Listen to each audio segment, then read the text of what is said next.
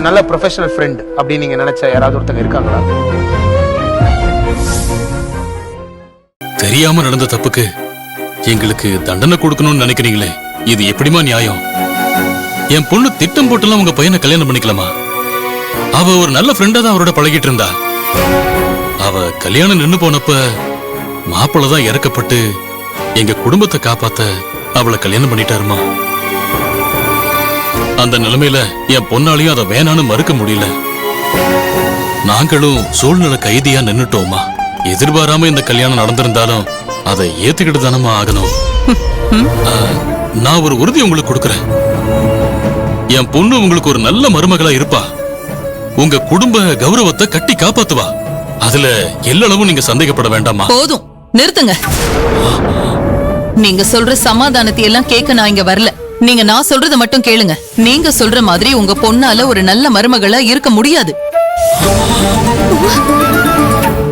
ஏன்னா அவ எங்க வீட்டுக்குள்ள வந்த உடனே அவ என் புள்ளைய என்கிட்ட இருந்து பிரிக்க பாக்குறா, தெரியுமா? நீங்க என்ன சொல்றீங்க? என் பொண்ணு அப்படியெல்லாம் பண்ண மாட்டா. அவ மேல வீண் பழிய சுமத்தாதீங்க சம்பந்தி. அப்படின்னா நான் போய் சொல்றேன்னு சொல்றீங்களா? அப்படி சொல்லல சம்பந்திமா. பின்ன நீங்க சொல்றதுல உண்மை இல்லன்னு தான் சொல்ல வரோம். ஏன்னா எங்க பொண்ணு நாங்க அப்படி வளர்க்கல. அவ என்னைக்குமே உங்களையும் மாப்பிளையும் பிரிக்கணும்னு நினைக்கவே மாட்டா. அத்தை, இப்பவே அவளுக்கு போன் பண்ணி அவ தண்ணி கொடுத்துன போகணும்னு ஆதிக்கிட்ட சொன்னாலா இல்லையான்னு அவங்கள கேட்க சொல்லுங்க அத்தை. அப்பதான் நம்ம சொல்றது உண்மையா இல்லையான்னு உங்களுக்கு புரியும். நாங்க இப்போ இங்க இருக்கோம்னு சொல்லாம எங்க முன்னாலேயே உங்க பொண்ணுக்கு நீங்க போன் பண்ணுங்க. பண்ணி உண்மையா இல்லையான்னு கேட்டு பாருங்க. அப்பா, எதுக்குப்பா யோசிக்கிறீங்க? இவங்க சொன்ன மாதிரி போன் பண்ணி கேளுங்கப்பா. அக்கா எப்படிப்பட்டவன்னு இவங்களே தெரிஞ்சுக்கிட்டோம்.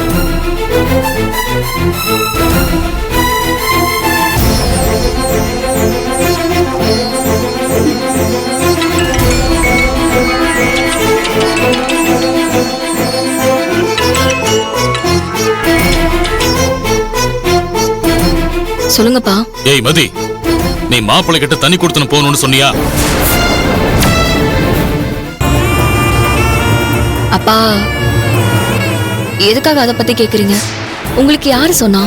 அதையெல்லாம் அப்புறம் சொல்றேன். முதல்ல நான் கேக்குற கேள்விக்கு பதில் சொல்லு. நீ மாப்பிள்ளை கிட்ட தண்ணி கொடுத்துன்னு போகணும்னு சொன்னியா இல்லையா? சொன்னப்பா. ஆனா எதுக்காக நான் அப்படி சொன்னங்கறத கொஞ்சம் கேளுங்கப்பா. எதுக்காக வேணாலும் சொல்லி இருக்கலாம். ஆனா நீ சொன்னது உண்மைதானே? கோவப்படாதீங்கப்பா. நானே இத பத்தி உங்ககிட்ட பேசணும்னு தான் நினைச்சேன். நீ ஒன்னும் பேச வேண்டாம். நீ கல்யாணம் பண்ணி போன இடத்துல நல்லபடியா குடும்பம் நடத்தி அங்க எல்லார்கிட்டயும் நல்ல பேர் வாங்கி குடும்பத்தோட ஒத்துமையை காப்பாத்துவேன்னு நினைச்சேன். எல்லாருக்கும் பிடிச்ச மருமகளா நடந்துகிட்டு உன் மாமியார் உன்னை ஏத்துக்கிற அளவுக்கு வாழ்ந்து காட்டுவேன்னு நம்பிக்கையோட இருந்த. ஆனா நீ மாப்பிளைய பிரிச்சு தனி கொடுத்தனம் போகணும்னு முயற்சி பண்ணிருக்க. அப்பா, இதெல்லாம் உங்களுக்கு யாரு சொன்னா? அத முதல்ல சொல்லுங்கப்பா. யார் சொன்னா என்ன? அதான் உண்மைன்னு தெரிஞ்சு போச்சுல்ல. எங்களுக்கு ரொம்ப நல்ல பேர் வாங்கி கொடுத்துட்ட. போன வை. அப்பா, அப்பா நான் சொல்றது.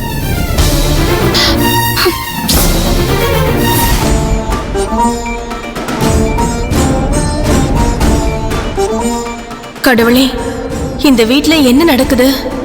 எல்லாரும் டென்ஷனா இருக்காங்க. சரி, இப்ப எதுவும் கேட்டுக்க வேண்டாம்.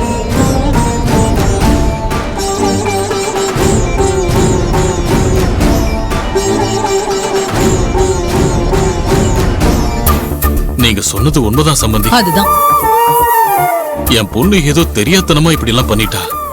அத்தை, இவங்களே பொண்ணுக்கு சொல்லி கொடுத்துட்டு இப்ப நம்ம முன்னாடியே ஒண்ணும் தெரியாத மாதிரி எப்படி நடிக்கிறாங்க பாருங்களேன். இவங்கள நம்பாதீங்க அத்தை. உங்க புள்ளைய உங்ககிட்ட இருந்து பிரிக்கிறதா இவங்களோட எண்ணமே. ஐயோ, தயவு செஞ்சு எங்களை அப்படியெல்லாம் நினைக்காதீங்க. எங்க பொண்ணு உங்க குடும்பத்துல நல்ல பேர் எடுத்து நல்லபடியா வாழணுங்கிறது தான் எங்களோட எண்ணம். அதனால அவங்களுக்கு ரெஜிஸ்டர் கல்யாணம் பண்ணி வைக்கணும்னு நினைச்சது உண்மைதான். ஆனா அதுக்காக அவங்கள தனி கொடுத்தன வைக்கணும்னு என்னைக்குமே நாங்க நினைச்சதே கிடையாது. போதும், நிறுத்துங்க. என் பையன் பணக்கார மாப்பிள்ளைன்னு தானே அவனுக்கு உங்க பொண்ணை கட்டி வச்சீங்க. உங்களுக்கு எவ்வளவு பணம் வேணும்னாலும் நான் தரேன். ஸ்வேதா,